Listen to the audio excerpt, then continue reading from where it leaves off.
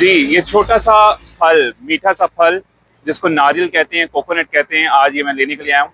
ये छोटा सा फल जो है ये सादा फल नहीं है, इसके बेशुमार फायदे हैं। अगर आपका कोलेस्ट्रॉल तेज रहता है, आपका ट्राइग्लिसराइड कंट्रोल नहीं होता, आपका बुरा कोलेस्ट्रॉल जिसको एलडीएल कहते हैं, अगर वो कंट्रोल नहीं होता तो रोजाना इतना सा कोकोनट का टुकड़ा खाने से आपका एलडीएल कोलेस्ट्रॉल कम रहेगा, एचडीएल बढ़ेगा, जो कि दिल को महफूज रखेगा। इसके अलावा अगर आपकी शुगर तेज होती है तो आपकी इंसुलिन रेजिस्टेंस बहुत ये कंट्रोल करेगा, आपकी शुगर लेवल ठीक रहना शुरू हो जाएंगे। वजन बढ़ता है तो इसके अंदर फाइबर होता है, बेहतरीन है आपके वजन को कंट्रोल करने के लिए। पानी के अंदर पोटाशियम होता है जो कि दिल के लिए बेहतर है, आपका ब्लड प्रेशर कंट्रोल करेगा।